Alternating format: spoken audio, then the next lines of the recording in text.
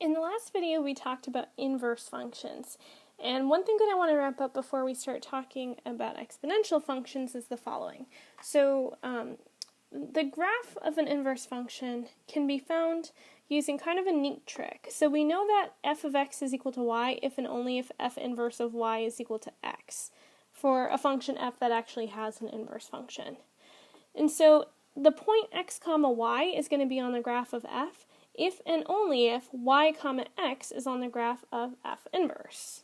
So to show you what I mean by that, let's say this is a graph of f for some function f. Alright, so I have a point here at 0, comma, I don't know what this is, let's say 1. That means 0, 1 is on the graph of f if and only if 1, 0 is on the graph of f inverse. That means I'm guaranteed to have a point here at 1, comma 0, because when you swap the coordinates, you get a point on the inverse function.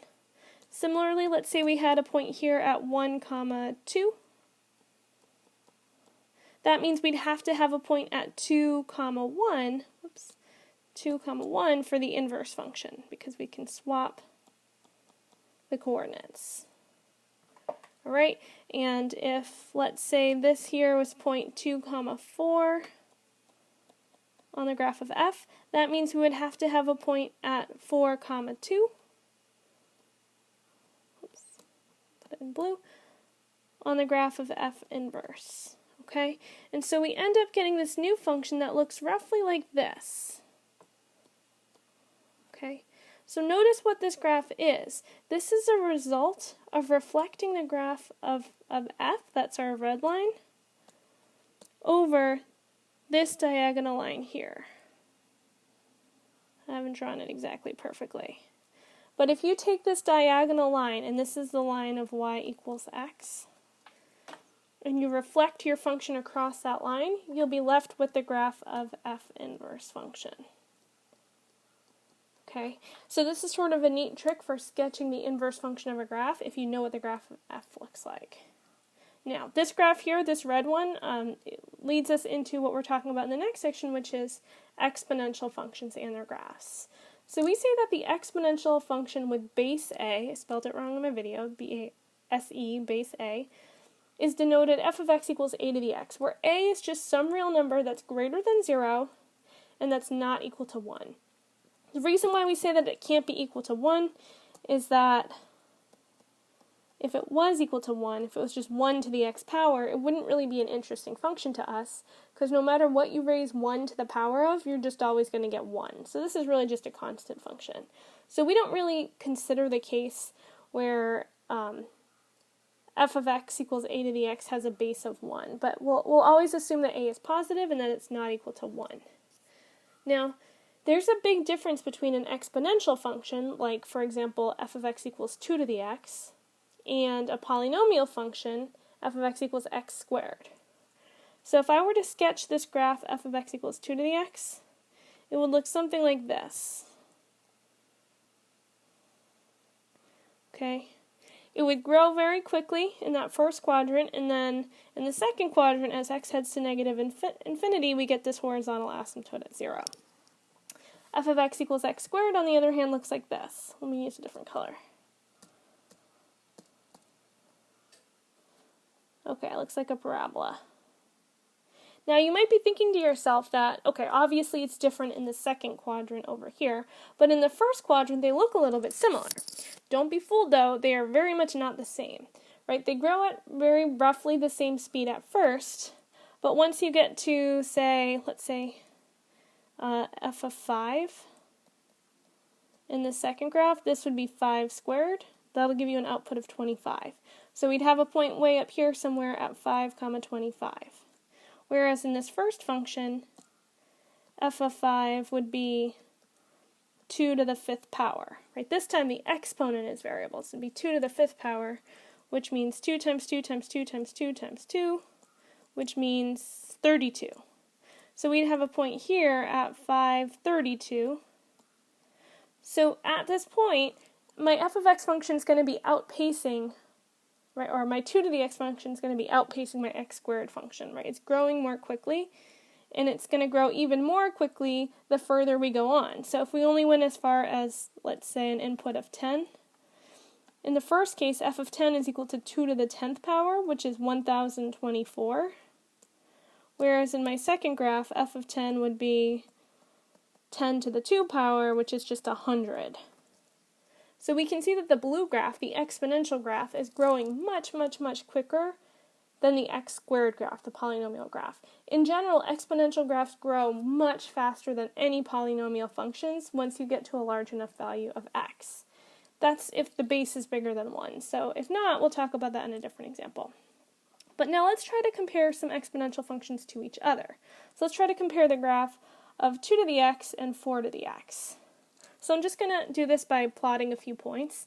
Let me start with the f of x equals 2 to the x function. So if I'm going to plot some points here, let's say x is equal to negative 2, I'll get 2 to the negative 2 power, which of course just means 1 over 2 squared, which is 1/4. If I plug in negative 1, I'll get 2 to the negative 1 power, which is 1 over 2 to the 1, or 1/2. If I plug in 0, I'll get 2 to the 0 power. Anything to the 0 power is just equal to 1. I should be plotting these points as I go here. Negative 2, negative 1, 0, 1, 2, and 3. So I'm going to be plotting a point here at negative 2 comma negative 1/4, that's really close down here. At negative 1/2, it's a little further up. At 0 comma 1. Then when I plug in 1, I get 2 to the 1 power, which is just 2. So that's a point at 1 comma 2. If I plug in 2, I'll get 2 to the 2nd power, which is 4. So I'd have to plot 2 comma 4. And then if I plug in 3, I'll get 2 to the 3rd power, which is 8. Oh boy, 1, 2, 3, 4. So it's going to be all the way up here. All right, this is growing awfully fast. This graph is going to look something like this. Okay. I didn't draw this super well, but something like that, right? Similar to what we drew in the last page. Now, the g of x function, which is 4 to the x power, is going to be a little bit different because we'll have, let's see, g of negative 2 would be 4 to the negative 2 power, which is 1 over 4 squared, or 1 over 16. So this is even closer to the x-axis. All right, if I plug in negative 1, I'll get 4 to the negative 1 power, which is 1/4. Okay, so now I have a point here. If I plug in 0, I'll get 4 to the 0 power, which is just equal to 1. So, okay, they intersect here. If I plug in 1, I'll get 4 to the 1 power, which is 4. If I plug in 2, I'll get 4 squared, which is 16. Oh boy, I can't even draw that. It's way off the charts, right? Way up here somewhere, even higher than that probably. And 4 to the 3rd power is 16 times 4, which is 64. Oof, way, way, way off the chart. So if I were to try and draw this red graph, this 4 to the x function, notice that it grows to 0 more quickly than the green function does as x heads towards negative infinity, but it also heads towards infinity much more quickly than g of x does for positive x values. So the larger the base, the more quickly it will grow.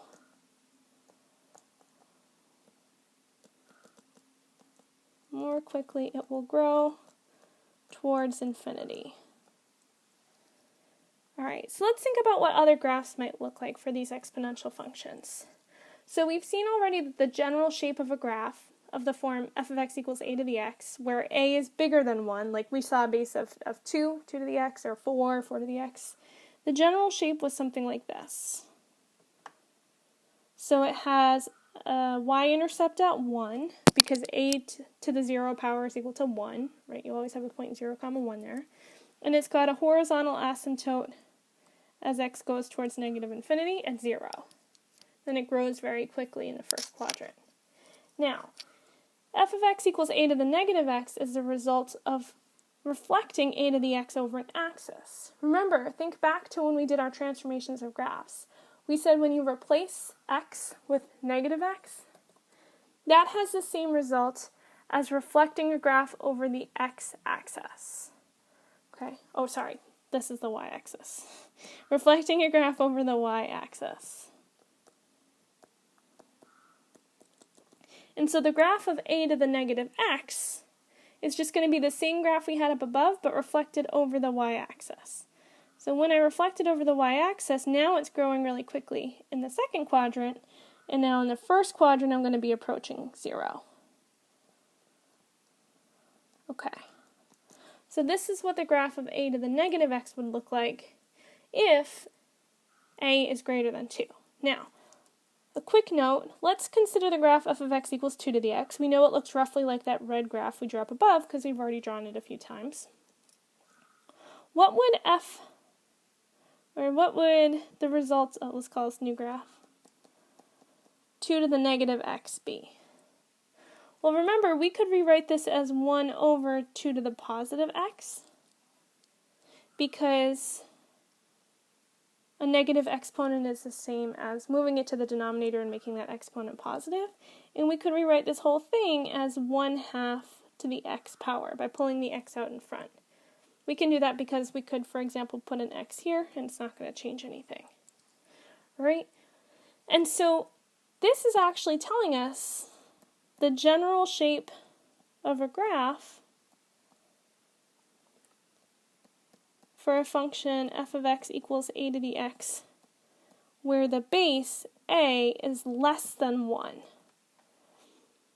It's going to look exactly like this, right? So this red one is what the general shape of a graph is for a greater than 1. And this blue one is the general shape of a graph a to the x where your base a is less than 1. Just a good thing to keep in mind. Alright, so another transformation would be a shift. So if we were to just add or subtract some particular real number, let's say k, to the a to the x function, well, this is going to be the result of shifting a to the x. Because it's just a constant added or subtracted at the end, this is going to be a vertical shift. And because it's minus k, it's going to be down k units. K many units. Alright, so if this is a graph of a to the x, this is a graph we started with. We've got this horizontal asymptote at 0. Then shifting it down k units is going to bring you down to k, or negative k, I suppose, down here.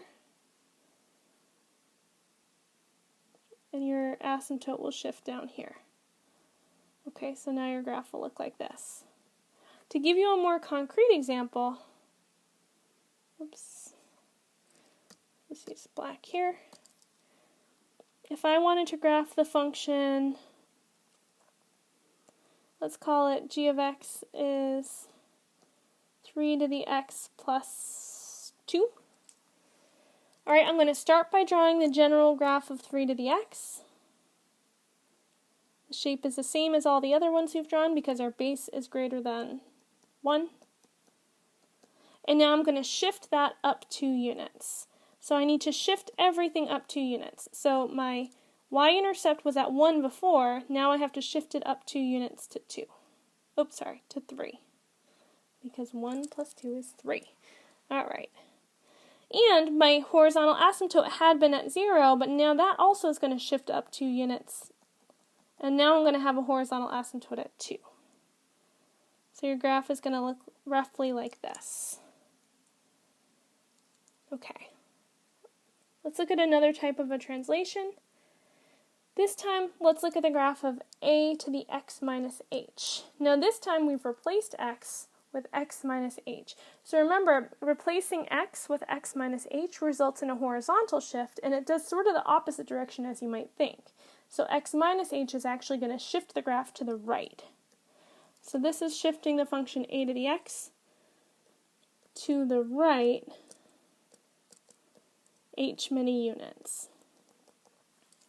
This is a horizontal shift h units to the right. So if your general graph a to the x looks like this, shifting it h units to the right is going to look like, instead of a point at 0, 1, I'll have a point at h, 1. It's still going to be approaching 0, so your vertical asymptote hasn't changed because you haven't shifted vertically at all. Oh, I'm sorry, your horizontal asymptote hasn't changed because you haven't shifted vertically at all. You've just moved your point from 0, 1 to h1. Again, let's do a concrete example to make sure we understand how this works. let's say I wanted to graph the function g of x is 5 raised to the x minus 6. I'm going to start with the function 5 to the x. It has the same general shape as all the other ones that we've seen. It has a y-intercept here at 1 and a horizontal asymptote at 0 as x goes to negative infinity. So replacing x with x minus 6 is going to shift this entire graph 6 units to the right. So instead of having a point at 0, 1, I'll have a point way over here at 6, 1. But my horizontal asymptote will still be at 0. Okay? And if it had been a 6 plus x, or x plus 6, I would have shifted it to the left instead. Alright, so this tells us how to do vertical shifts, horizontal shifts, and reflections over the y-axis. Our last one would be a reflection over the x-axis. So if we were to replace a to the x with negative a to the x, this is going to reflect f of x over the x-axis. So again, if this is a to the x, has a y-intercept at 1, then reflecting it over the x-axis is going to give you a graph that looks like this. Now it's going to have a y-intercept of negative 1, but the horizontal asymptote is the same. To give you a concrete example, let's say I wanted to graph the function f of x is equal to negative 7 to the x power. Start off by graphing just regular 7 to the x power that has the same basic shape as all of our other exponential functions. Now negative 7 to the x power is just going to flip it over the x-axis. So it's going to look like this. Okay, now let's try to put that all together to graph something a little bit larger. So let's say we wanted to graph the function negative 3 to the x minus 2 plus 4. So I'm going to do this in stages. First I'm just going to graph, I'm just going to call these functions y for now. So first I'm going to graph 3 to the x, then I'm going to graph 3 to the x minus 2, then I'm going to graph negative 3 to the x minus 2, and finally I'll graph that f of x function that I want, negative 3 to the x minus 2 plus 4. Alright, start with 3 to the x, same basic shape as all of our other exponential functions. The y-intercept of 1. Now graph 3 to the x minus 2. Remember, this is going to represent a horizontal shift 2 units to the right. When you replace x with x minus something, you move that many units to the right. Okay, so I'm going to need to move 2 units to the right, so now I'll have a point here at 2, 1 instead of 0, 1. But I still have the same horizontal asymptote as x goes to negative infinity at y equals 0. So this is at 2, 1. Alright, what's next? Next we're going to take that whole function, 3 to the x minus 2, and make it negative. When you take the whole function and make it negative, this is going to reflect the last graph across the x-axis. So my point at 2, 1 is now going to become a point at 2, negative 1, because I flipped it over the x-axis. Right? The rest of the graph gets flipped as well. So now you're looking at something that looks sort of like this. And finally, we're going to take the graph we just drew, and we're going to vertically shift it 4 units.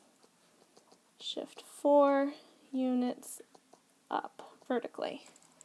And so my point at 2, negative 1 is going to move up 4 spots. So up to 0, then 1, 2, 3.